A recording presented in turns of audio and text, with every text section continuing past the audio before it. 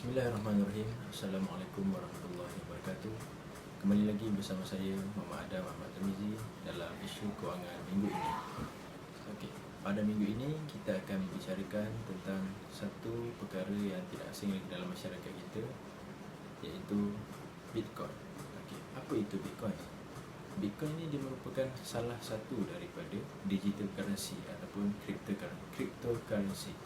Okey, dalam cryptocurrency ni dia ada banyak. Dia ada Bitcoin, dia ada Litecoin, dia ada Ethereum, dia ada Zcash, dia ada Atom, banyak lagi lah. Okay. Apa dia sebenarnya Bitcoin ni? Bitcoin ni dicipta untuk menggantikan sistem kewangan pada masa kini, iaitu mata wang fiat. Okay, mata wang fiat ni apa? Mata wang fiat ni adalah mata wang seperti RM di Malaysia, ringgit Malaysia, USD, Yuan di China, Indonesia Rupiah dan sebagainya. Okay. Kenapa dia nak gantikan ni? Okay, disebabkan mata wang fiat ni terdapat banyak kelemahan. Jadi cryptocurrency ni dicadangkan untuk menggantikan mata wang fiat. Okay.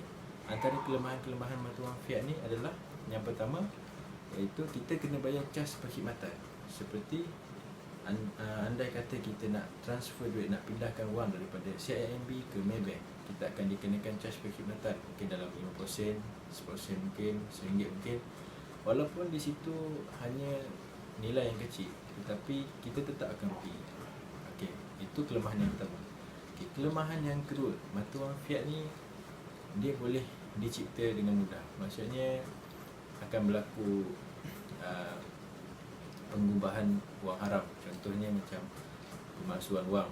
Okey, walaupun wang palsu ini boleh dikesan dengan menggunakan cahaya ultraviolet, tapi kaedah ini tidak banyak digunakan. Contohnya kalau kita beli barang di pasar raya, contohnya di Tesco atau Maidin, mereka takkan scan setiap duit yang kita bagi itu dengan cahaya ultraviolet sama ada duit ini palsu ataupun duit yang betul. Okey, itu kelemahan yang kedua. Okey, kelemahan yang ketiga, apabila dia boleh diciptakan dengan mudah, maka mata wang fiat ni juga dia boleh dihapuskan dengan mudah. Contoh duit kertas kita boleh bakar dia dah habis, dia akan hilang. Seterusnya bila kita potong pun dia akan habis, dia akan tak ada nilai, dia akan senang dihapuskan. Okey, apabila mata wang di dalam sesebuah negara itu berkurang, maka ekonomi itu akan nampak tak cantik. Okey, dan yang terakhir sekali kelemahannya, andai kata dalam buku akaun kita tengok, ada 2.6 juta, 2.7 juta, berjuta-juta, adakah kita boleh keluarkan secara direct 2.6 juta tu? Tak boleh. Okey, itu antara kelemahan dan antara kelemahan mata wang fiat. Dan kenapa cryptocurrency ini dicadangkan untuk guna? Okey, kalau kita tengok sistem kewangan dari peradaban manusia daripada zaman dulu sampai zaman sekarang, bermulanya sistem kewangan ni bermula daripada sistem barter. Okay, dulu kita guna sistem barter, kita tukar sama nilai, kita tukar makanan dengan makanan, apa semua tu. Itu yang pertama. Lepas tu dia berkembang kepada penggunaan mata wang kulit siput. Okey, kulit siput ni pada asalnya diterima, tetapi lama-lama dia ditolak sebab dia ada kelemahan. Okey, kelemahan dia adalah makin hari kulit siput ni makin banyak, senang dijumpai di tepi-tepi pantai. Okey, jadi orang yang duduk di tepi pantai dia akan lebih kaya, dan orang yang duduk di pedalaman, di dalam kawasan hutan sikit, dia susah untuk dapatkan kulit siput dan mereka ni akan tertindas.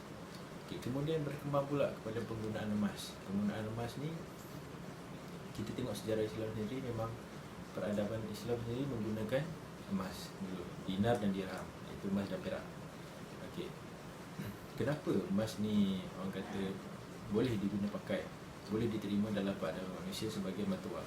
Okay, yang pertama, kelebihan dia, kuantiti emas ni limited. Maksudnya dia terhad, sukar untuk ditambah dalam kuantiti yang banyak dalam masa yang singkat. Okay, yang kedua, dia sukar dilupuskan. Andai kata emas tu kita bakar, betul-betul bakar pun, dia akan cair, dia akan lebur, tetapi nilai, kuantiti dan berat dia tu tetap sama, walaupun dalam fizikal yang berbeza. Okey, tapi bila difikirkan semula, emas ni dia dikira sebagai tak praktikal.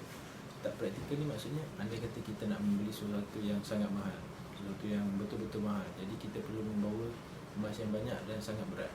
Okey, itu akan menyusahkan kita. Dan sekiranya kita nak beli barang yang nilainya sedikit, contoh kita nak beli gula-gula, ada kata kita gunakan batu emas, kita nak beli gula-gula, kita tak boleh nak kikis emas kan, kita nak kikis emas tu sikit-sikit untuk belikan gula. Tak boleh. Jadi itu kelemahan dia. Okey. Dan seterusnya, disebabkan kelemahan-kelemahan yang ada pada emas ni, dan ditukar sekarang ni kepada mata wang fiat. Okey, mata wang fiat ni dikatakan lebih mudah dan lebih praktikal lah, tapi dia tetap ada kelemahan-kelemahan yang macam saya dah cakapkan tadi. Okey.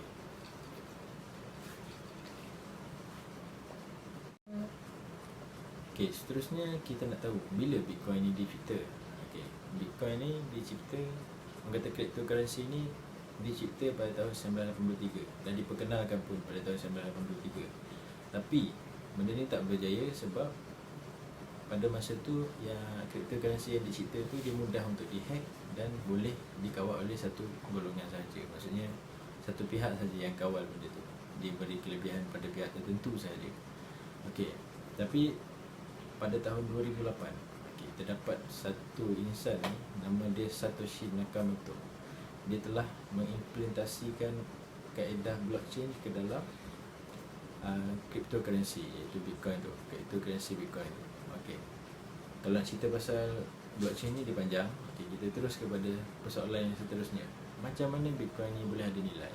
Okey. Kita gunakan konsep yang sama macam emas. Okey. Apabila emas ini diiktiraf oleh masyarakat di dunia sebagai satu komoditi yang mempunyai nilai, mempunyai harga yang tinggi, kita menunjukkan lambang kemewahan, lambang kekayaan, dan benda itu menjadi satu benda yang menjadi permintaan ramai, maka harganya akan meningkat. Bitcoin ni pada tahun 2009 ke 2010 tu harganya hanyalah $0.003 bersamaan dengan 10 sen duit Malaysia.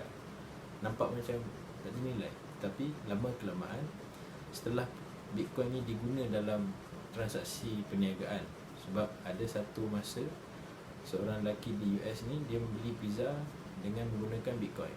Itu menunjukkan bahawa Bitcoin ni telah diterima dalam sistem kewangan.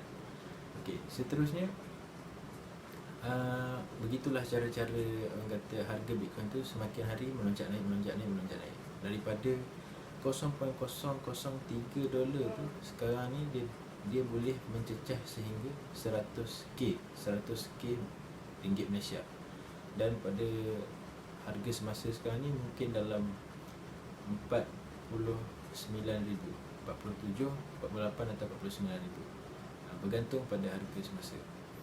Okey, bergantung kepada permintaan orang yang menggunakan Bitcoin. Okey. Namun begitu, itu semua hanyalah orang kata pengetahuan asas untuk Bitcoin.